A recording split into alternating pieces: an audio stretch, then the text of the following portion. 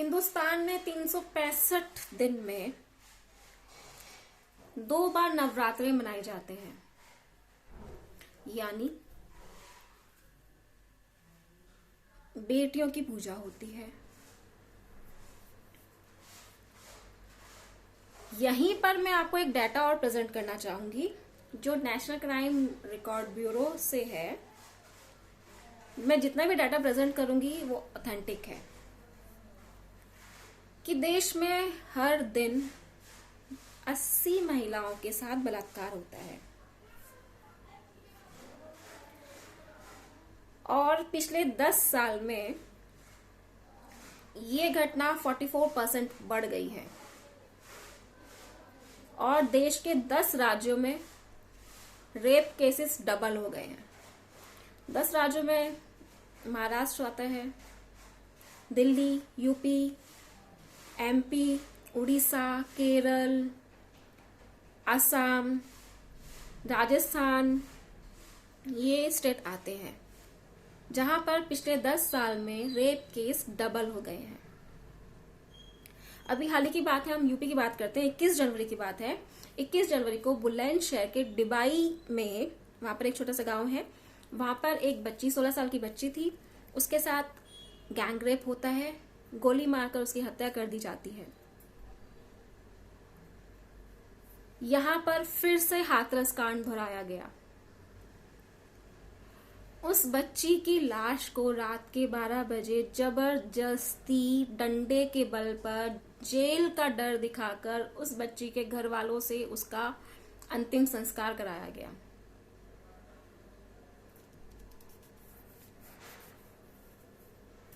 हिंदू धर्म, अब कहाँ है हिंदू धर्म कि रात के 12 बजे आपको अंतिम संस्कार करना पड़ रहा है।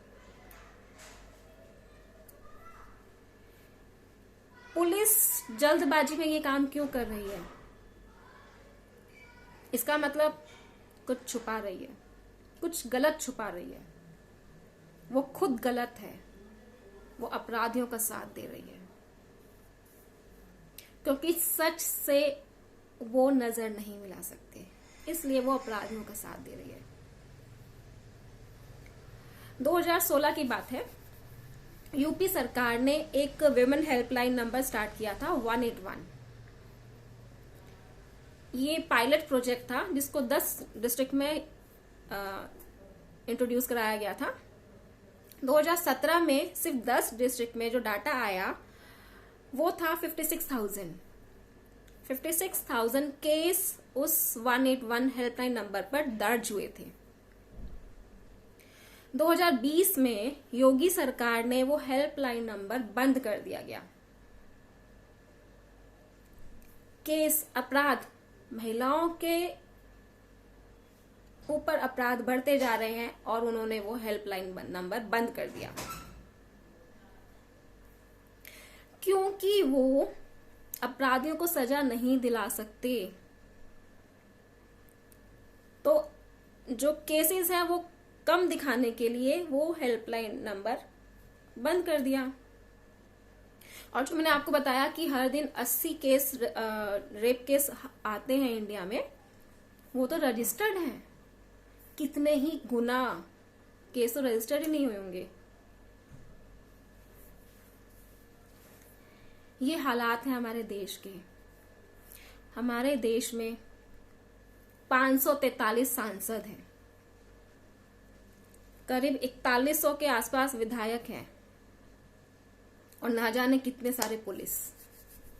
तो इसका मतलब सांसद, विधायक, पुलिस, इन सबके पास बेटियां नहीं हैं, इनका जमीर नहीं है जो उनको ये गलत काम करने पे मजबूर करता है। क्या ये गलत काम उनके बच्चों के साथ नहीं हो सकता? खैर, उनके बच्चों के साथ कैसे होगा, उनके साथ तो पुलिस फोर्स या फिर प्रोटेक्शन ये सब रहता है, उनके बच्चों के साथ थोड़ी होगा। ये तो आम जनता के बच्चों के साथ होगा और आम जनता को पीसा जा रहा है। जो अपराधी का साथ दे उसको, अपराधी को जो सजा मिलेगी उससे ज्यादा सजा मिलनी चाहिए।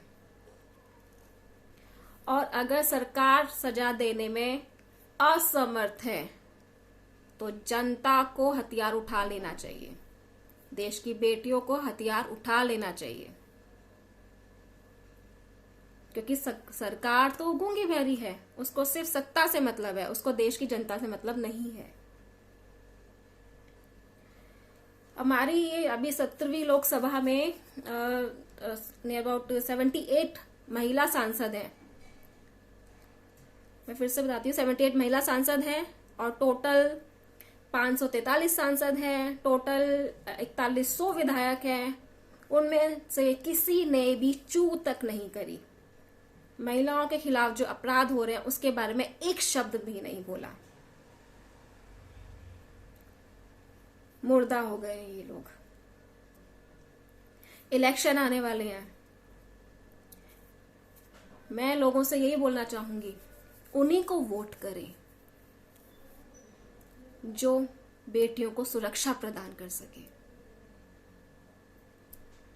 उन्हीं को वोट करें जो सच में देश के लिए कुछ कर सके, लालची लोगों को वोट ना करें। 2012 में निर्भया केस हुआ था, 2013 में निर्भया फंड का अलॉटमेंट हुआ था जिसमें 1000 करोड़ रुपया दिया गया था।